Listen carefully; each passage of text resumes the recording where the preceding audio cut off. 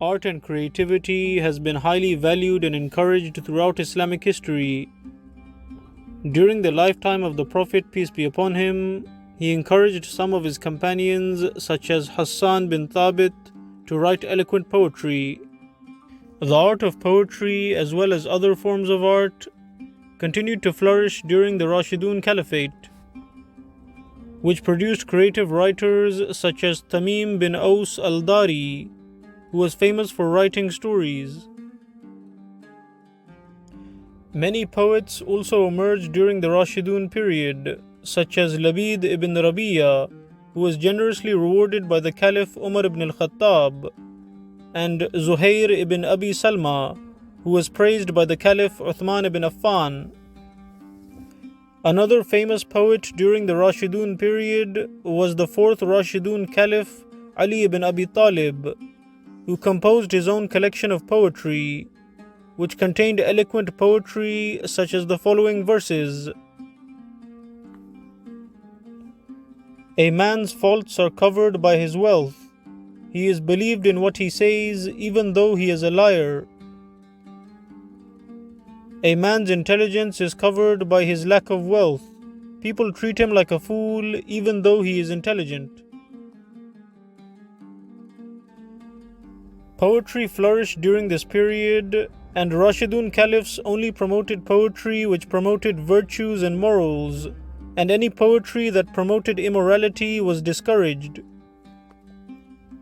For example, during the reign of the second Rashidun Caliph Umar ibn al-Khattab, the poet known as Abu Mahjan al-Thaqafi was exiled after he wrote poems promoting immorality and vulgar language. Art continued to flourish during the reign of the Umayyad Caliphate, when the Muslim attitude towards artistic literature was summarized well by the Umayyad writer known as Khalid Safwan, who stated, "The best speech is that which has elegant meanings, noble structures, and delights the ears of the listeners." The Umayyad period produced great story writers such as Qais ibn Mulawah. This period also witnessed the rise of new forms of art such as calligraphy. The first person to write the verses of the Quran in the form of calligraphy was Khalid ibn Hayyaj, who was encouraged by the Caliph known as Umar ibn Abdul Aziz.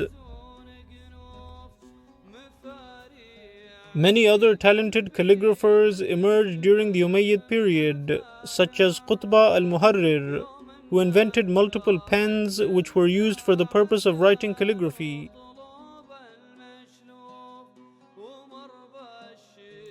Calligraphy was also used to decorate beautiful works of architecture, which was another type of art that developed during the Umayyad period, which produced great buildings such as the Dome of the Rock in Jerusalem.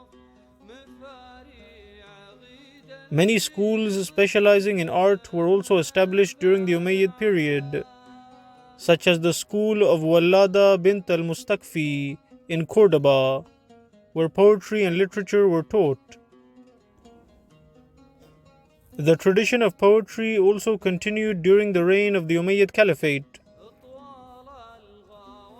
The Umayyad period produced many great poets such as Al-Farazdaq and Jarir, who developed a rivalry and competed in writing eloquent poems.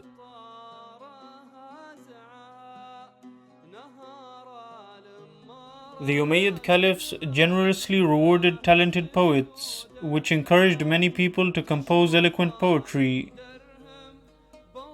However, the caliphs often used poets to inflate their own egos and to insult their political opponents and humiliate them. Although many poets were exploited by the Umayyads, many poets refused to allow their art to be exploited. For example, the Arab poet known as Al-Farazdaq refused to recite poetry in front of the Caliph while standing, like the other poets did. Instead, he recited while sitting, as he felt insulted and degraded when he was asked to stand for the Caliphs.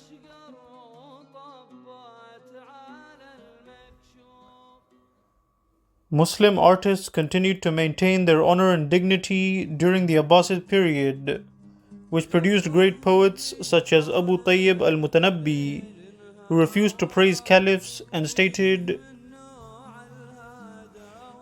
"I maintain my tolerance when it is an act of generosity, but I leave it if it becomes an act of cowardice. I do not take money with humiliation, and I do not like anything that taints my honor." The Abbasid period also produced great creative writers such as Ibn al-Muqaffa, who wrote fictional stories with moral lessons, and Al-Jahiz, who wrote a book which contains stories that give a vivid picture of the nature of Abbasid society. However, despite the rise of great artistic literature during this period, many poets and writers also began to deviate from the principles of Islamic art. This deviation was criticized by scholars such as Imam Abu Hanifa, who criticized the Abbasid poet known as Hamad Ajrad for writing indecent poems about women. Although the scholars criticized immoral and vulgar art, they also gave credit where it was due.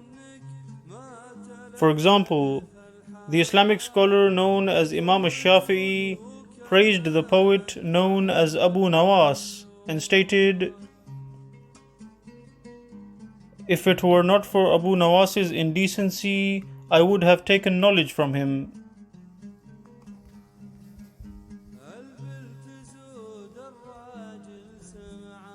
Many Abbasid writers also delved deeper into the art of writing and how to write more eloquently. For example, the Abbasid writer known as Ibn al-Qutayba wrote the book entitled The Etiquette of the Writers, in which he stated,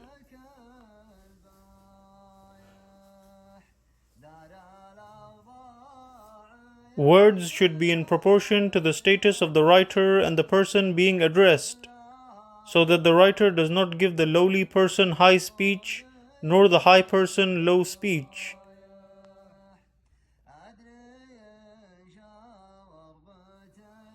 This advice was much needed by many during the Abbasid period, which was a time when caliphs often preferred vulgar poetry over honorable poems which contained deep meanings.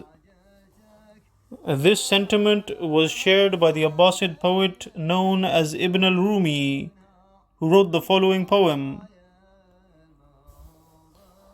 "Some people have flown because of their light weight until they have reached the utmost height of the eagle, whereas the best among all people have remained anchored just like the mountains are anchored. And this is of no shame to the noble. So let them fly and gain height, for I see them only at the very lowest level." Another person during the late Abbasid period who hated immoral art was the scholar and polymath known as Ibn Sina, who stated, "Beauty is the sister of morality, so if a work of art is truly artistic, then it is moral in the same sense."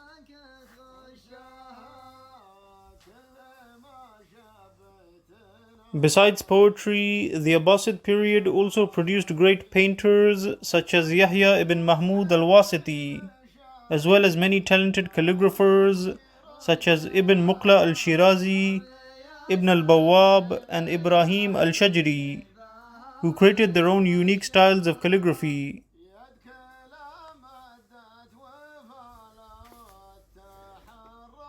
Many talented singers and musicians also emerged during the Abbasid Caliphate, such as Abu Faraj al-Isfahani, Al-Khalil ibn Abi Ahmed, Abu Ishaq al-Kindi, and Ishaq al-Mawsili.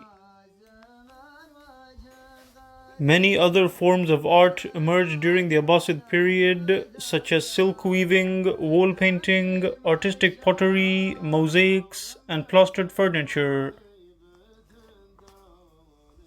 Artistic pursuits in the Muslim world continued after the collapse of the Abbasid Caliphate.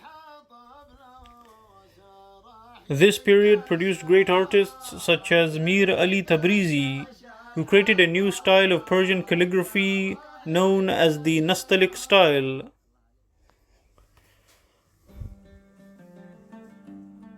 Art continued to flourish during the reign of the Seljuk Empire. The Seljuks excelled in stone carving and used it in their architecture, which consisted of painted tiles and ceramic mosaics. This art was utilized in great Seljuk buildings such as the Jamia Mosque in Isfahan.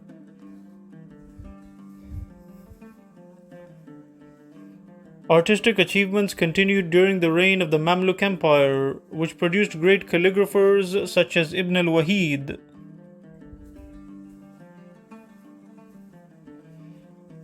During the reign of the Timurid Empire, many schools specializing in art were established across the Muslim world, such as the painting schools of Shiraz and Herat.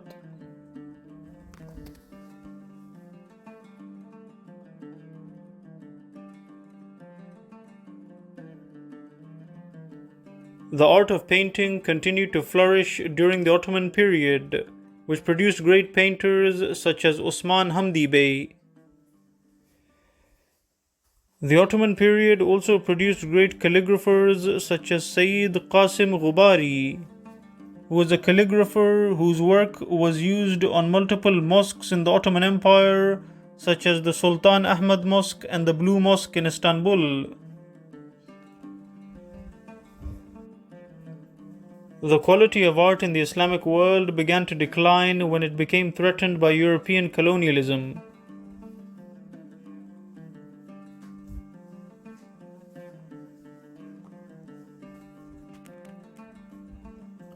These trends were criticized by Muslim reformers such as Ali Shariati, who spoke out against the influence of Western culture on Iranian art. He stated, "We must first start cultural production so we can have economic production. Otherwise, we will remain a consumer forever." Have you ever seen a man behind an American car in Tehran? He acts so puffed up. It's as though he has invented it. Even a rat can save its money and buy one. In Europe and America, when people go to a place where jazz is being played and they don't like it, they just say so bluntly and loudly. But in Eastern countries, no one can be brave enough to say jazz is bad and I do not like it. Why? Because they have not left him enough personality and human value to let him choose the color of his dress and the flavor of his food. They have created a people who do not know their own culture, but still are ready to despise it. They do not know nothing about Islam, but say bad things about it. They do not understand their history, but are ready to condemn it. On the other hand, without reservation, they admire all that is imported from Europe.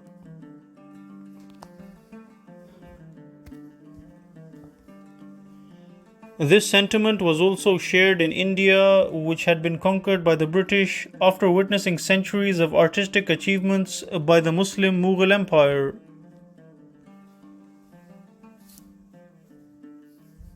One of the people who tried to revive Islamic art during this period was Muhammad Iqbal, who wrote the following poem. O people with observing eyes, a taste for observation is a good thing. But what good is observation if it does not see the inwardness of things? The aim of art should be to generate a vital flame that never dies. What use is a mere momentary spark? Without miracles, people do not rise. What good is art that does not have the impact of the rod of Moses?